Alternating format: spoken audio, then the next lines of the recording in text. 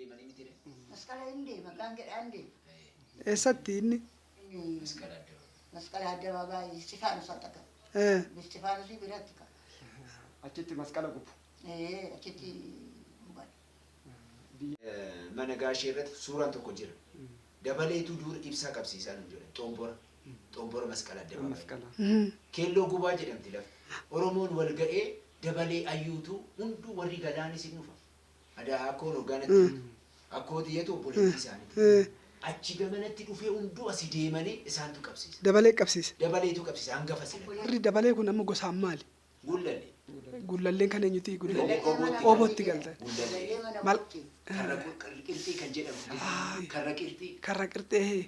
Inoo gara qirxii maqaadha moo karra shan qabdi finfinnee. Karra qirxii, karra aalloo, karra qaalluu, karra qoree fi karra gafarsa. Karra gafarsaati. Karra shan qabdi. Karra shanan kan keessattuu bulchaan jiraa jedhu. Naannaa san keessatti. Malkaan tuni kan galaan moo kan gullalleeti? Laali malkaan haan jiru kun kan obooti. Oboon quxusuus ta'u abbaa hangafti galaan sila ta'een eebbisaa. Gora ja'an galaan jedhu gaa eebbisu. Gora ja'an galaan. Malkaan hundoo jedhani durbe malkaan jiraatu hin dhiisani. Kaaree meeqarratti haftan amma ishii tana meeqarratti haftan? Kaaree sanuu wannoo naa kennu didanii naan kennine hin qabu amma. Mammaatitti hin qabdani kaartaa? Hin qabu. Ammarra hin qabu. Kanaan nu cunqursanii bee waan baay'ee nama adaadaani waan baay'ee beekanii kan irra dabranis jiru. Aariinis jira. Laalaga gullallee taate kaartaallee hin qabu. Lafa kanarra teessanii? Naa kennaa jennaani oduu jarri kun as keessa jiru siin kenninu. Jara kanaa kaartaa sii kennine jara kana kanarraa baa jettee dhaayitaa. Jedhaniituma kun ukkatti natti kirkirata. Jarri kamidha? Duubatti mana qabalee ni fudhatee jira. Qabalee fudhate sana. Gaadaa keessa ilma koo. Gaadaa keessa. Gaadaa keessa jiran. Amma abbalaani duratti mana argitanii sana adi ababaa fuulduratti axaanaan sunillee dafanii ilaalaa xiraa jiru.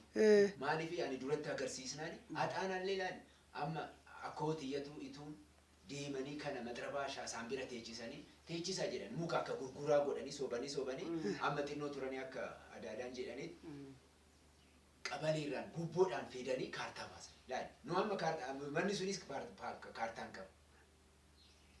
Maaliif keecha mana qabaleen jira siniin kenninuu jechaan amma nu yoomsudha. Siin galee haala jiru biyyattii tanaaf gani akaakileewwan keenya lafti caccabee lafeen caccabee warra akkooti laaligaa mana citaarra dhalatanii gaa warra achi duri inuma adaadaanuu hin dubbatanii dur mana buna achi deemanii qeeraa saarbeetii dhuganii dhufu. Mana warra qabbannuu shabbu mana haadha isaanii.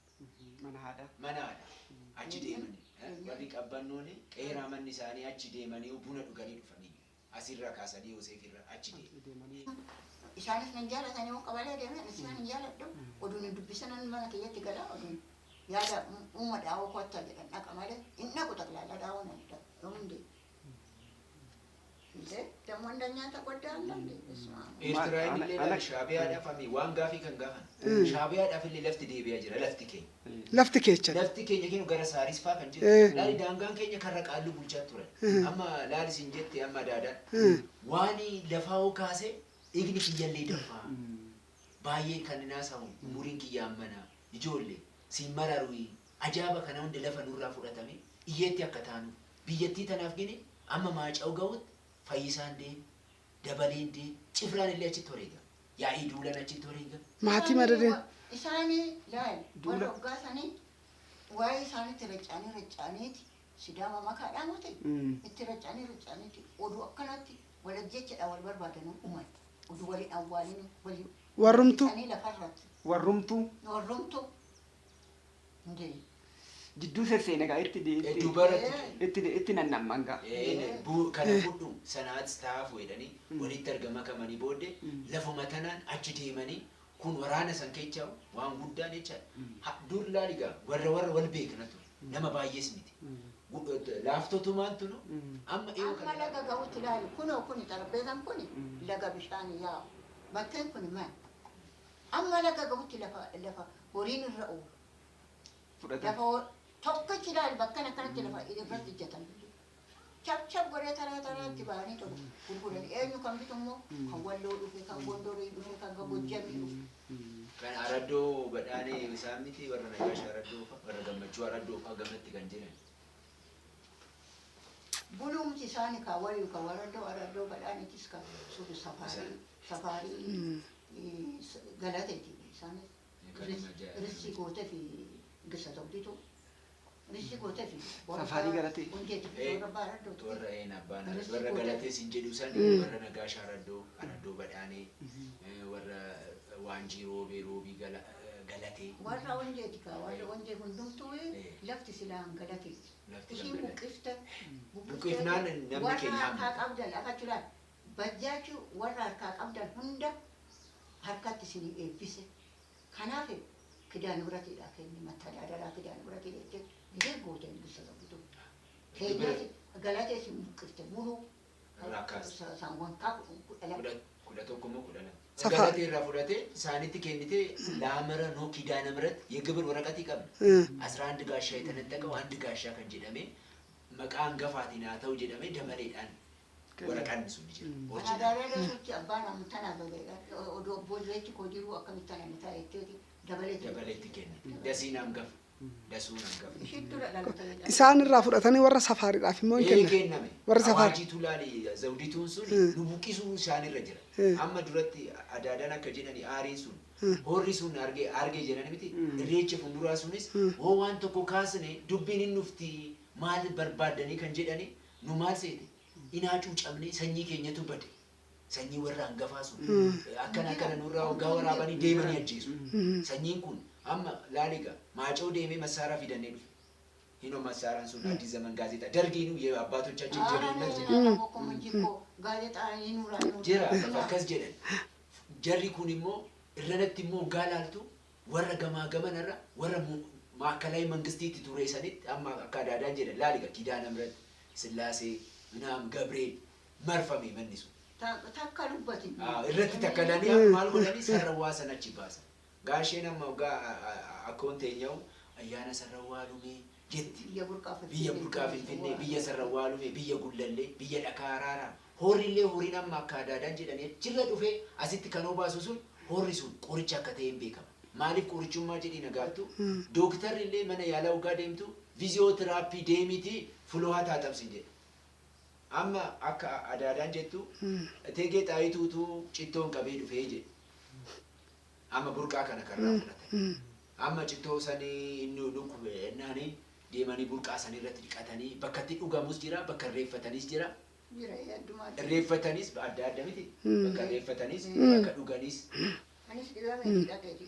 qoricha sila ta'ee bakka kana nu kenniidhaan loolli kan amma isaan loolaan gullallee immooni farda kudaja wanta kudaja ebo kudaja fidani mite kana kennani haramuda zarin kun warma goban warra ijoda cisantu garratteeru warri mana abbichu kan jedhamu faransaayi mana warra abbichu eekimo malkaaki no qabbanama bulbulatti dhuftu isan gamatti warra eekat gamanatti warra bullalle asii kaasee qalaal furii keecha gamana naanna'ee kan ga sanyuma amma siyaamu kana amma warra gadaafaji gadaafaji warra badhaadha malkaa ajjit garana kun kan jiru warra hada warra qabbannu shabbuufaat garanatti murra achirraa kaasnan asitti dhufani la bakka lamatti achi booddee haala kanarraan amma waa hundulaaliga dubbiitu amma waan tokko waan nagaallee akka dubbanne dubbiin isaan keessa jira adaadaa keessatti haalli tun akka waliin taane maal godhani እኔ አያቴን በልጅነቴ ነው የማውቀው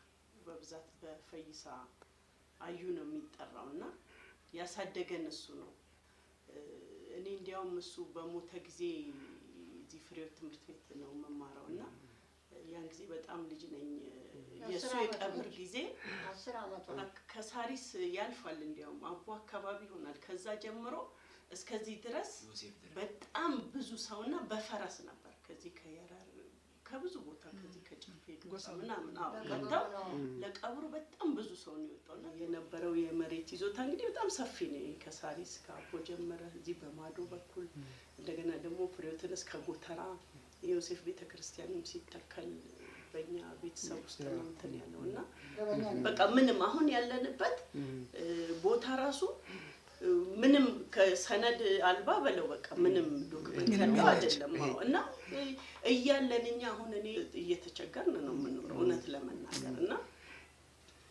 ይሄ ሁሉ ታሪክ ያለው አሁንም ለሀያት ያው ትልቅ ለሀገር ጀግንነት እንትን በለውጡ የሚባለው 3 አመት ወዲህ የሆነ እየተመለሰላቸው ነው ካሳ ምናምን ድጋሚ እየተከፈላቸው የሚባለው ነገር እናንተ ጋር ሰምተናል ጠይቀናል ግን አሁን የሷ ታላቅ ያጎቷ ልጅ ማለት ነው ደሲስ አሁን ዛሬ አልመጣም እንጂ እሱ አሁን ይከታተላል የሱም እንደዚህ በጣም ብዙ እንትን ያለበት እና ሲሄድ እናንተ እንዲያውም ሰነድ አልባ ናችሁ ማለት ሰነድ አልባ ነው የእናንተ ዶክመንት እንዴት ሰነድ አልባ ሊሆን አሁንም እንደዛ ይላል ለምን ያን ጊዜ አሁን ሰነድ አልባ የሚሉበት ምክንያት አሁን ያለው ሰው ወይ የሆነ የቀበሌ እንትን ካለው ወይ ሰርቶ ካርታ ፕላን ወይ በምሪት ካልሆነ በስተቀር እንደዚህ በውርስ አሁን እሷ አባቷ ነው የሰጣት ይሄንን እንግዲህ ስትነግረን እንዳራስ ጥሪ አድርጎ የሰጣት መሬት ነው ይሄ ስጦታ ነው አላት ዶክመንት እነዚህ በቤተሰብ በዛ ጊዜ በነበረው አካሄድ የተላለፉ ነገሮች እንዴት እንደ ሰነድ አልባ ሊቆጠሩ ይችላሉ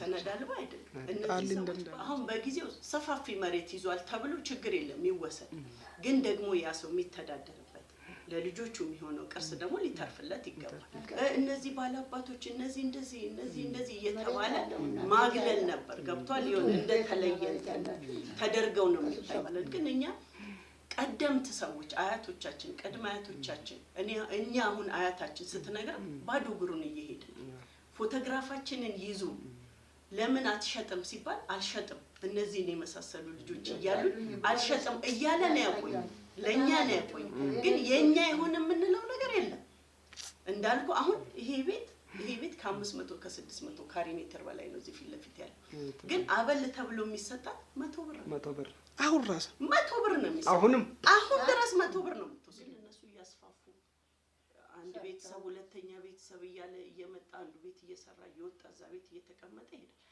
እኛ ግን እኔ አሁን አዲስ አበባ ከተማ ውስጥ እኔ ቤት የለኝም ልጆቼንም ማስተምረው ግን እዚህ እናቴ ጋር አስቀምጬ ነው በቅርብ እንኳን ሰብስባችሁ በዚህ ጉዳይ ላይ ያናገራችሁ አካል ምንም የለም የእውነቴን ነው ምን እኛ ብቻ እኮ አይደለም በተቀላላ በእኛ ዙሪያ ያለው ቤተሰብ በሙሉ በጣም ችግር ውስጥ ነው ብዙዎች ናቸው በጣም ማንም ሰው የኔ የሚለው ተበታትኖ በቃ ልክ እንደንትን አንዳንድ ጊዜ ሳስበው በግሌ ራሱ ለምን ሁላላል ግን ሁሌ ሰውም ስትነግረኝ ልጆኜ እነዚህ ሰዎች እኮ በቃ የሆነ ታሪክ ሊጻፍላቸው የሚገባ በጣም ጀግኖች የሀገር ቅርስ ናቸው ለምን ሁሌ ይሄን ያስባልና ዘሪሁን ይሄ እድል ሲመጣ በጣም ነው ደስ ያለኝ አሁን እኔ የተማርኩት እንግዲህ አፌንም አዲስ አበባ ላይ በኦሮሚኛ እንተናለ ቤተሰብ ውስጥ ያው እናቴ ብዙ እንትን ቢልም ማለት እና ዱካም ሰሰራ ተቸግሬያለሁ በጣም በቋንቋ በጣም ተቸግሬያለሁና ይሄን መጽሔት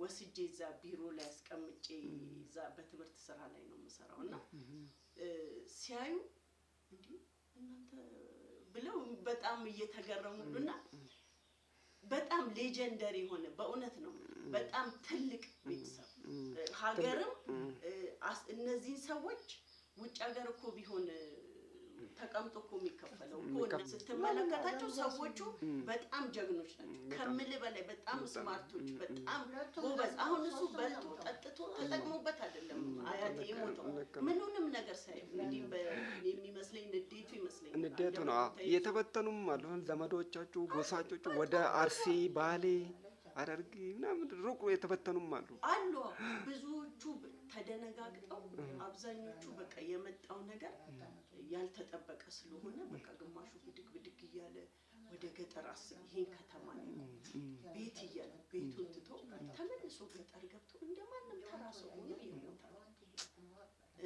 በቃ ምንም ነገር በቃ ይሄ የኔ ነው የሚለው ነገር የለም እውነት እንደውም ብዙዎቹ እኮ በብስጭት ምናምን ተመናምነው ጥቂት ናቸው ያሉት ሆራ ፊንፊኔ ራሱ የኢሬቻውን በቀደም ሲከበር ከ2 አመት በፊት ቦታ ተሰጥቷችሁ ተጠርቷችሁ ወይ እዛ ውይይት ላይ ተሳትፎ አድርጋችሁ ታውቃላችሁ አናውቅም እንግዲህ አሁን ዘሪሁን ይሄን ጉዳይ በደንብ የሚያውቀው ይመስለኛል እኔና ደሲስ ነው እኔና ደሲስ ተጠርተን ሄደን አባገዳዎቹ ጋር አስረዳን እኛ ጉለሌንን ብለው አንድ አቶ በቀለ ደሜ በለፎ ይባሉ ሰውዬ የኛ ነው አሉ እና ያይ ዱላ ደግሞ ይሄ የሰራው አይደለም ብለው አንድ የነሱ ዘመድ ደብዳቤ ነው የገባው አባገዳዎቹ ሲናገሩ ጎበና ሆላ እኛ እንግዲህ አሁን እናንተም የተከራከራችሁ ነው የሰራዋ ነው ቡልቃፊ ፍኔ የሰራዋ እና ማን ነው አዩ ሲባል ውስጥ ላይ ሲያርድበት የነበረው የሰራዋ ሉሜ ነው የሱ ነበር የሚያርድበት በየቡርቃፊን ፍኔ ብለው አቶ አሁን ካሉ